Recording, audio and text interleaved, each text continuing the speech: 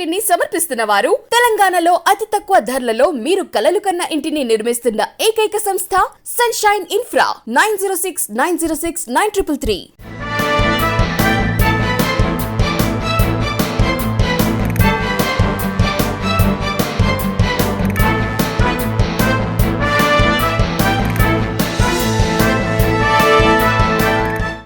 Welcome to V3 news. లక్ష్యం సమాజహితం. నా పేరు సోనియా. బులెటిన్ల ముందుగా హెడ్లైన్స్. ఇస్నాపూర్ చౌరస్తాలో విపక్షాల ఆందోళన. పెరిగిన ధరలకు వ్యతిరేకంగా కేంద్ర ప్రభుత్వ దిష్టిబొమ్మ దగ్ధం.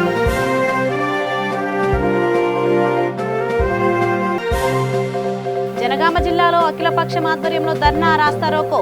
ఎమ్మెల్యే శంకర్ నాయక్ కాన్వాయ్ని అడ్డుకున్న నాయకులు.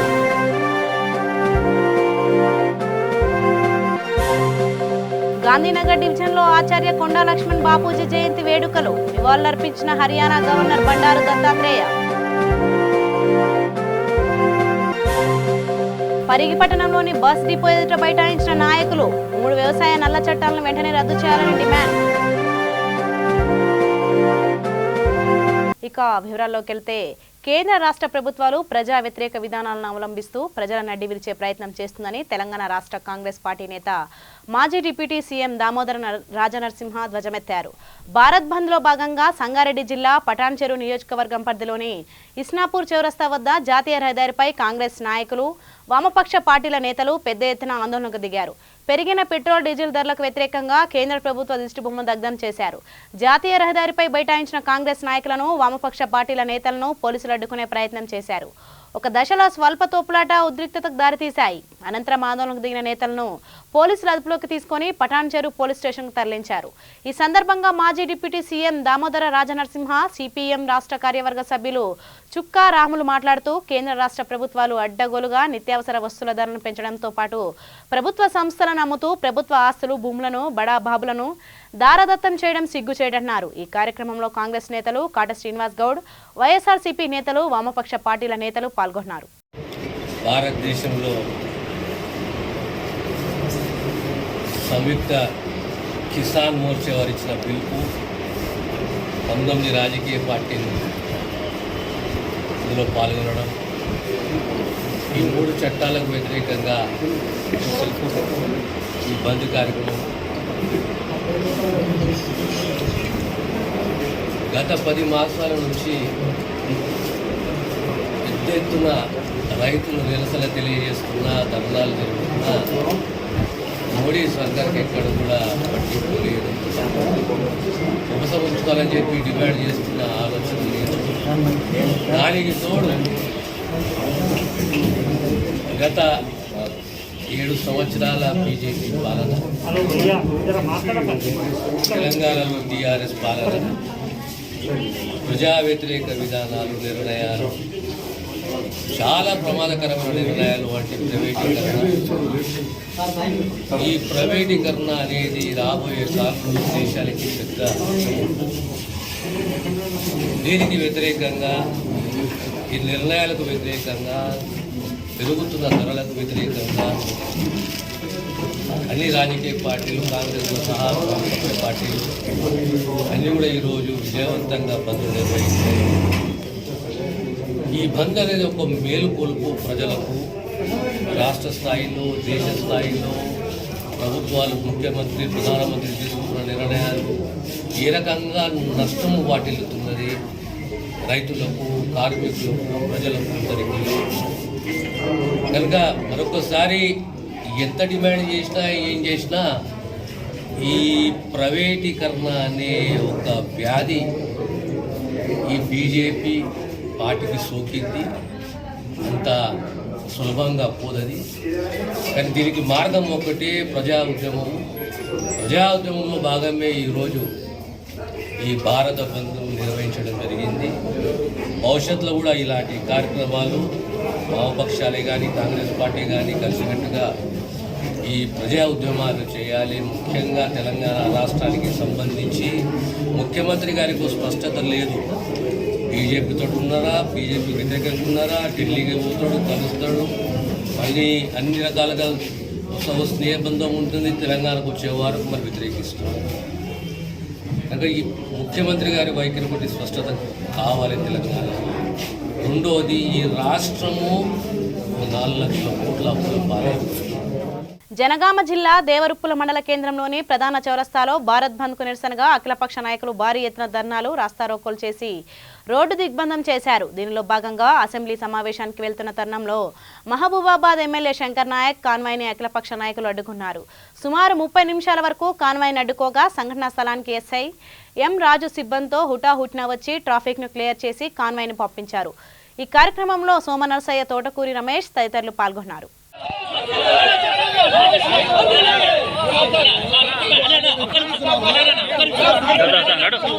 ముందు పోవాలి కానీ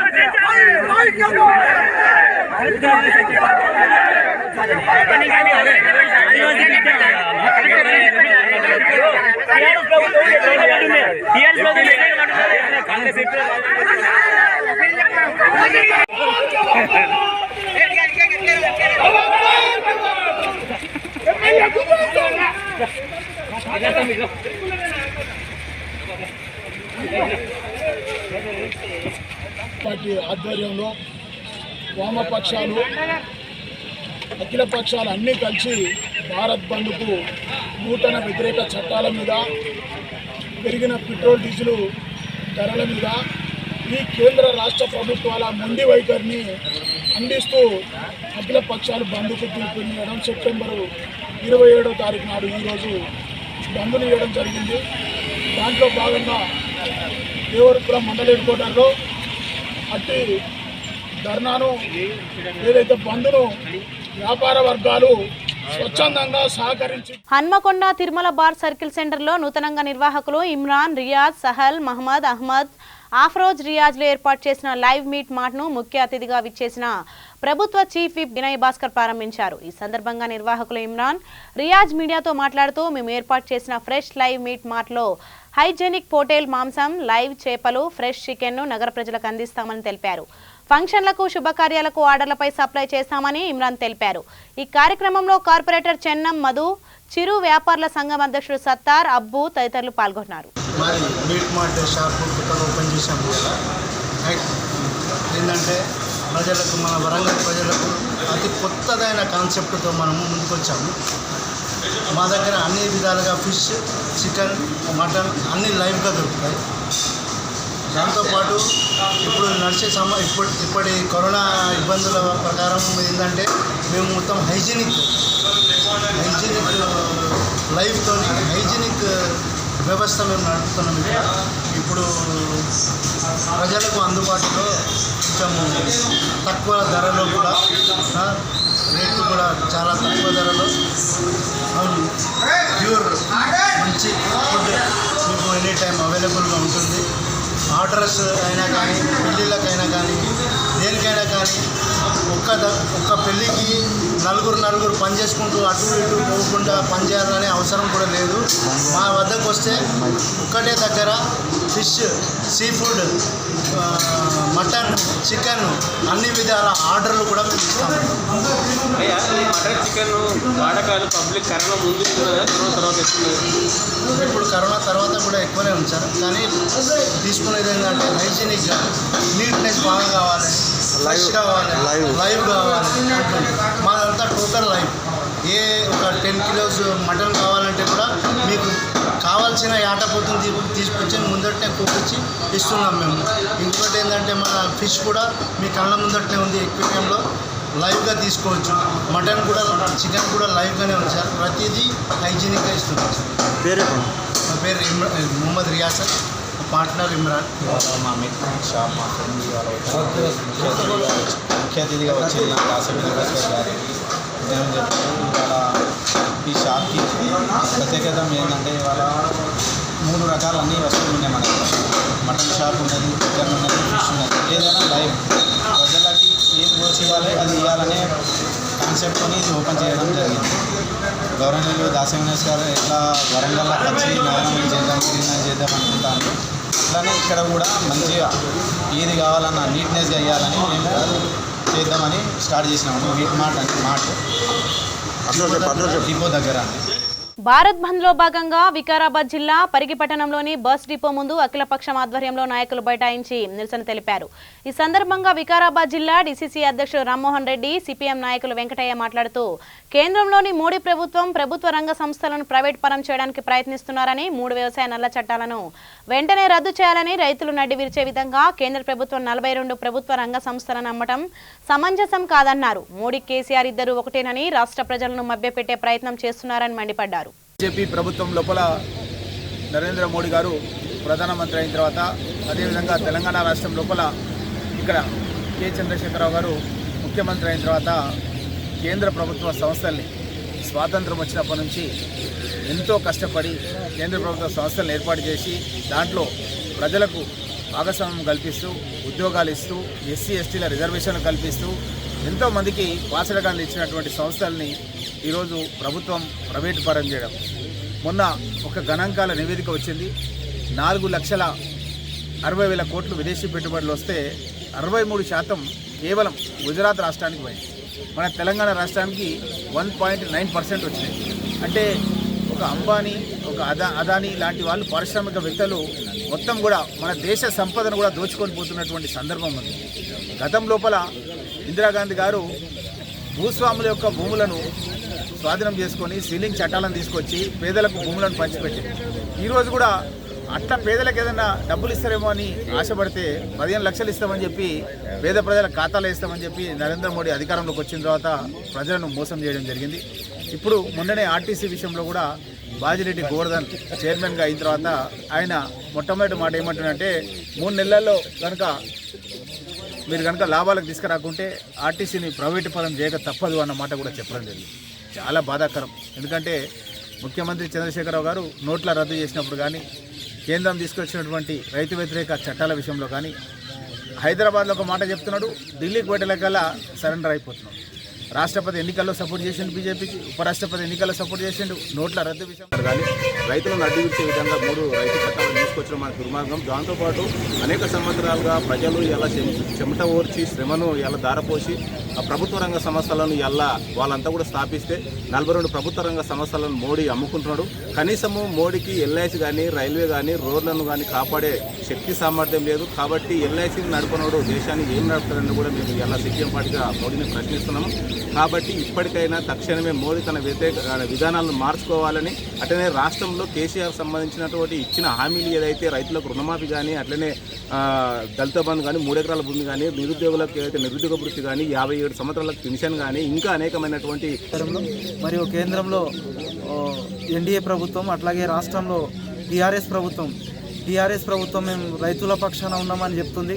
మరియు ఇక్కడ రైతుల కోసం బంద్లో సపోర్ట్ చేయకుండా ఢిల్లీలో వాళ్ళకు బీజేపీకి సపోర్ట్ చేస్తుంది. మరియు అనేక చట్టాలు వచ్చినా కూడా టీఆర్ఎస్ ప్రభుత్వం బీజేపీకి ప్రభుత్వాన్ని సపోర్ట్ చేస్తుంది. మరియు ఇటువంటి ప్రభుత్వాన్ని రాబోయే రోజుల్లో ప్రజలు కావచ్చు, ప్రజాస్వామ్యాలు కావచ్చు గద్దెదించాలని మేము ఆశిస్తున్నాము. గాంధీనగర్ డివిజన్ అశోక్ నగరంలో ఆచార్య కొండా లక్ష్మణ్ బాపూజీ 106వ జయంతి నర్సింగ్ ఆధ్వర్యంలో ఘనంగా నిర్వహించారు.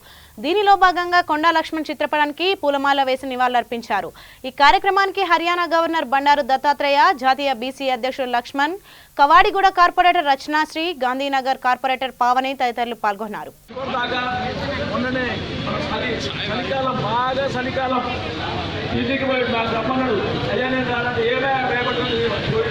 ఢిల్లీలో అంత పెద్ద సరిలో చేసినది నాడు ఆ తెలుగు పేపర్ చూసాం. చరిత్ర రాసింది ఒక తెలుగు పేపరే, ఇంకో పేపర్ 2-3 బుక్కలు రాసింది. మొత్తం చరిత్ర రాసిండు. ఒకవేళ నిజంగా కేసీఆర్కు ఆ రోజున ఉంటే ఎక్కడైతే త్యాగం లేకుండా భవనం కడుతున్నా, ఆయన భూములకు భవనం కడుతూ 2 లక్షల ఇంటి 3-4 గంటల పెట్టి తెలంగాణ త్యాగం చేసిందో వాళ్ళ భవనం కానీ తెలంగాణ భవనగర్లో అది కొండా లక్ష్మణ్ బాపూజీ భవన్గా పేరు పెట్టాలి, అందులో ఆయన విగ్రహం పెట్టాలి. అప్పుడే ఆయన నిజంగా మీరు నివాళులు కాబట్టి మీకు కొంతమంది దయచేసి అంత పెద్ద త్యాగమూర్తికి ఆయన ఇంట్లో ఆయన ఉన్నప్పుడు అన్నారు నేను బాపూజీ లైబ్రరీ ఏర్పాటు చేస్తా, పిల్లలు పేదవాళ్ళు చదువుతాను కాబట్టి ఆ స్థలంలో మాత్రం ఖచ్చితంగా ఆయన విగ్రహం పెట్టాలి, ఆ భవనం ఆయన పేరే పెట్టాలి. జగిత్యాల జిల్లా కేంద్రంలోని మినీ స్టేడియంలో బహుజన సమాజ్ పార్టీ ఆధ్వర్యంలో జిల్లా అధ్యక్షులు చిర్రశంకర్ అధ్యక్షతన జరిగిన రాజ్యాధికార సాధనకై బహుజన జైత్రయాత్ర సభ నిర్వహించారు. ముఖ్య అతిథిగా జాతీయ కోఆర్డినేటర్ ఎంపీ రంజీ గౌతమ్, విశిష్ట అతిథిగా రాష్ట్ర కోఆర్డినేటర్ ఆర్ఎస్ ప్రవీణ్ కుమార్, గౌరవ అతిథిగా రాష్ట్ర అధ్యక్షులు మంద ప్రభాకర్ హాజరయ్యారు. పలువురు మాజీ అధికారులను కండువా కప్పి పార్టీలోకి ఆహ్వానించారు. ఈ సందర్భంగా వారు మాట్లాడుతూ దేశాన్ని మోడీ తెలంగాణలో కేసీఆర్ ప్రజలను దాగా చేస్తున్నారన్నారు. బహుజన మొట్టమొదట తన మొత్తం జీవితాన్ని బహుజన ఉద్యమం కోసం త్యాగం చేసిన కుటుంబాన్ని కూడా ఉత్తరప్రదేశ్లో వదిలేసి దేశవ్యాప్తి కుమారి మాయావతి గారి కలలను నిజం చేయడానికి, మహనీయుల కలలను నిజం చేయడానికి తన జీవితాన్ని కూడా పూర్తిగా పక్కకు వదిలేసి ఈరోజు దేశం మొత్తం తిరుగుతూ ఈరోజు మన జగిత్యాల పట్టణానికి విచ్చేసిన పెద్దలు, గౌరవనీయులు నేషనల్ కోఆర్డినేటర్ రాజ్యసభ సభ్యులు శ్రీ రామ్జీ గౌతమ్ గారికి, అలాగే బహుజన సమాజ్ పార్టీని తన భుజస్కంధాల మీద వేసుకొని ఎన్నో ఇబ్బందులు ఉన్నప్పటికీ కూడా, ఎన్నో అవమానాలు ఎదురైనప్పుడు కూడా మరి తెలంగాణ రాష్ట్రంలో బహుజన సమాజ్ పార్టీని ముందుండి నడిపిస్తున్న పెద్దలు గౌరవనీయులు శ్రీ మంద ప్రభాకర్ గారికి, అలాగే నా సహచర కోఆర్డినేటర్లకు. मैं जानता हूँ टाइम ओवर हो गया लेकिन ओनली 10 मिनट ओके और मैं पूरा समय अपना प्रवीण जी को दूंगा because we want to listen Praveen ji more but I want to give some small messages only small why BSP just go back 25th November 1949 Baba Saheb doctor Ambedkar constitution అసెంబ్లీకి లాస్ట్ స్పీచ్. నగరానికి తలమానికంగా భద్రకాళి బండ్ నిలుస్తోందని రాష్ట్ర పంచాయతీరాజ్ గ్రామీణాభివృద్ధి శాఖ మాత్యులు ఎర్రబెల్లి దయాకర్ రావు అభిప్రాయపడ్డారు. ఆజాదీకా అమృతోత్సవ్ కార్యక్రమంలో భాగంగా మహానగర పాలక సంస్థ కూడా సంయుక్తంగా భద్రకాళి ట్యాంక్ బండ్ పై ప్రజల సందర్శనార్థం నిర్మించిన బయోడైవర్సిటీల కల్చరల్ పార్క్ ను ప్రజల సందర్శనార్థం మంత్రి ప్రారంభించారు. అనంతరం ఏర్పాటు చేసిన సమావేశంలో మంత్రి మాట్లాడుతూ 30 కోట్ల రూపాయల అంచనా వ్యయంతో బండ్ను నిర్మించడం జరిగిందని, తెలంగాణ రాష్ట్రంలో ఈ బండ్ను చాలా అద్భుతంగా నిర్మించారని, కాకతీయుల కాలం నాటి ఈ కట్టడాలను పరిరక్షించాల్సిన అవసరం ఉందని, రామప్ప ఆలయానికి ఇటీవల ప్రపంచ వారసత్వ హోదా దక్కిందని, ఇందుకోసం ముఖ్యమంత్రి కేసీఆర్ ఎంతో కృషి చేశారని అన్నారు. కిలా, వారంగల్, 1000 స్తంభాల ఆలయం, లక్నవరం వంటి చారిత్రక నేపథ్యం ఉన్న ప్రాంతాలను పరిరక్షించుకోవాల్సిన అవసరం ఉందని అన్నారు. తర్వాత గౌరవ ముఖ్యమంత్రి గారు వరంగల్ పైన ప్రత్యేక దృష్టి పెట్టి అన్ని రంగాల్లో అభివృద్ధి చేస్తున్నటువంటి శుభ సందర్భంలో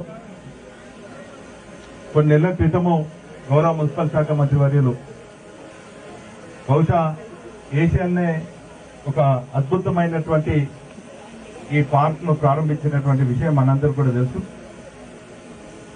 ప్రారంభోత్సవం అనంతరం కోవిడ్ కారణంగా, ప్రపంచాన్ని కుదిపేసినటువంటి కోవిడ్ కారణంగా సందర్శకులకు ఇది నిలిపివేత జరిగింది.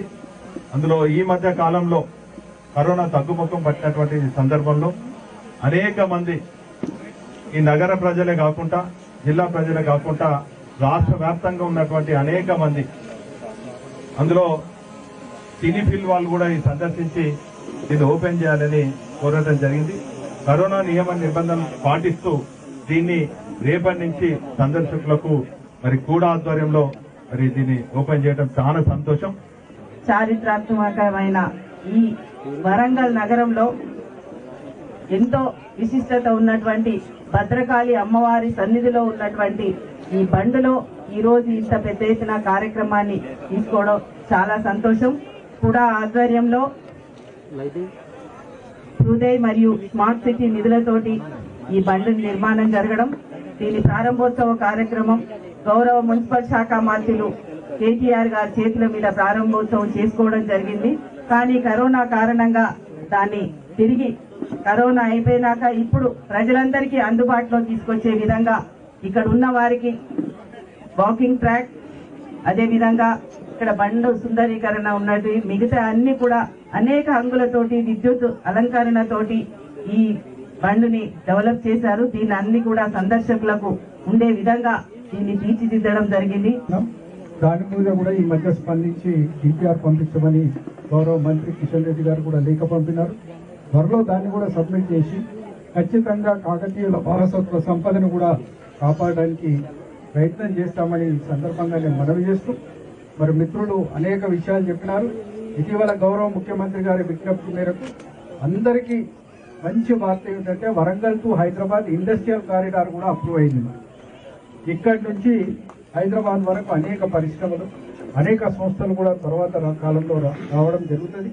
హన్మకొండలో ఆర్డీఓ కార్యాలయం సమీపంలో డాక్టర్లు చెన్నం శ్రీపాల్, శ్యామల, మానస నిర్వహిస్తున్న Med Health polyclinic day care centre ప్రథమ వార్షికోత్సవం సందర్భంగా ఉచిత వైద్య శిబిరం నిర్వహించగా ముఖ్య అతిథిగా విచ్చేసిన ప్రభుత్వ చీఫ్ విప్ దాస్యం వినయ్ భాస్కర్ ప్రారంభించారు.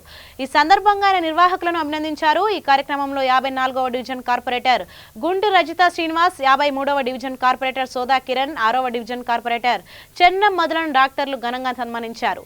అనంతరం రోగులకు ఉచితంగా వైద్య సేవలు అందించారు. ఈరోజు మా మెడ్ హెల్త్ పాలిక్లినిక్ ప్రారంభించి 1 ఇయర్ అవుతున్న సందర్భంగా ఈరోజు ఉచిత వైద్య శిబిరం నిర్వహించాము. ఈ వైద్య శిబిరంలో free BMD testing, bone mineral density testing మరియు ఇన్ఫర్టిలిటీ అండ్ ప్రెగ్నెన్సీ వాళ్ళకి ఫ్రీ స్కానింగ్ సౌకర్యం నిర్వహించాము. ఈ కార్యక్రమానికి మన ఎమ్మెల్యే గారు దాస్యం వినయ్ భాస్కర్, ప్రభుత్వ చీఫ్ విప్ దాస్యం వినయ్ భాస్కర్ గారు మరియు మన ఏరియా కార్పొరేటర్స్ రజిత గారు, శోధా కిరణ్ గారు మరియు చెన్నం మధు గారు వచ్చి ప్రారంభించడం జరిగింది. నా పేరు డాక్టర్ శ్రీపాల్, నేను ఆర్థోపెడిషియన్ని. ఈ రోజు వరకు మనకి 1 ఇయర్ అయింది మనం క్లినిక్ పెట్టి. ఇప్పటివరకు మనకి 1 ఇయర్లో చాలామంది పేషెంట్ క్లయింటైల్స్ ఏర్పడ్డారు. చాలా అనూహ్య స్పందన దొరికింది ఈ క్యాంపు ద్వారా. ఫ్యూచర్లో కూడా మేము పేషెంట్స్కి మంచి ట్రీట్మెంట్ ఇవ్వాలని అనుకుంటున్నాము. ఎలాంటి ప్రాబ్లమ్స్ ఉన్నా మా క్లినిక్కి కాంటాక్ట్ అవ్వాలని మా thank you. Contact number 9177888858. Bharat bandh లో భాగంగా నాగర్ కర్నూలు జిల్లా కల్వకుర్తి బస్ డిపో ముందు అఖిలపక్ష నాయకులు బైఠాయించి నిరసన వ్యక్తం చేశారు. నాయకులను పోలీసులు అరెస్ట్ చేసి కల్వకుర్తి పోలీస్ స్టేషన్ కు తరలించారు.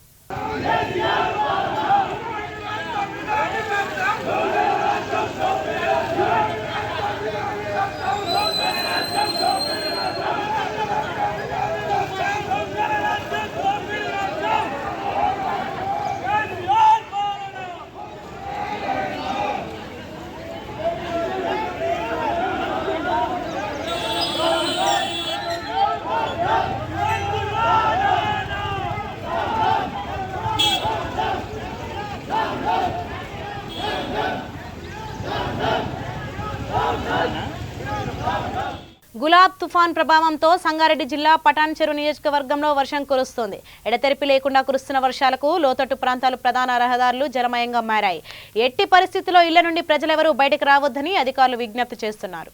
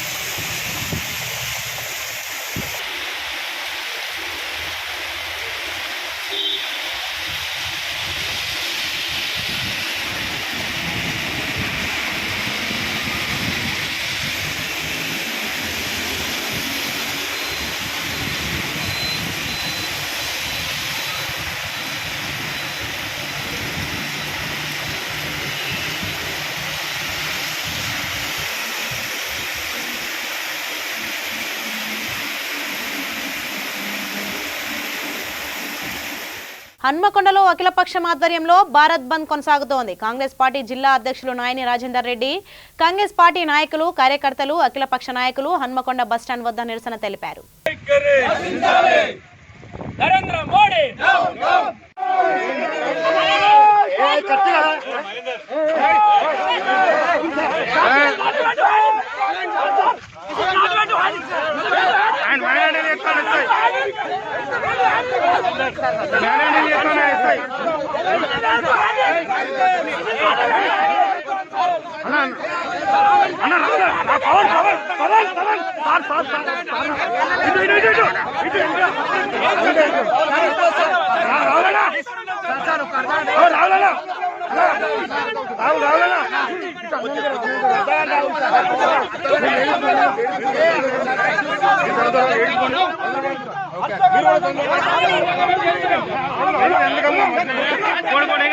మీరు ఉంటా జరుగుతారో జరుగు అన్న మొత్తం బాగా చెప్తారు.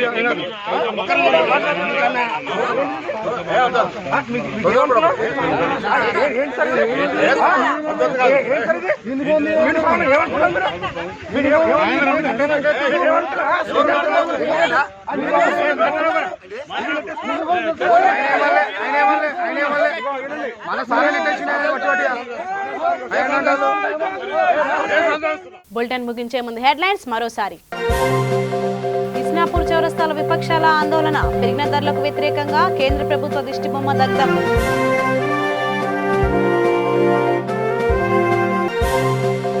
జనగామ జిల్లాలో అఖిలపక్షం ఆధ్వర్యంలో ధర్నా, రాస్తారోకో, ఎమ్మెల్యే శంకర్ నాయక్ కాన్వాయ్ని అడ్డుకున్న నాయకులు.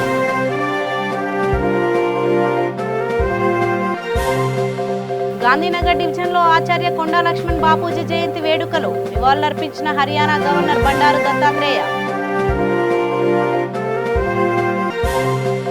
పరిగి పట్టణంలోని బస్ డిపో ఎదుట బైఠాయించిన నాయకులు, 3 వ్యవసాయ నల్ల చట్టాలను వెంటనే రద్దు చేయాలని డిమాండ్. సో ఇవి ఇప్పటివరకు ఉన్న అప్డేట్స్. మరిన్ని అప్డేట్స్ కోసం చూస్తూనే ఉండండి V3 న్యూస్. లక్ష్యం సమాజహితం.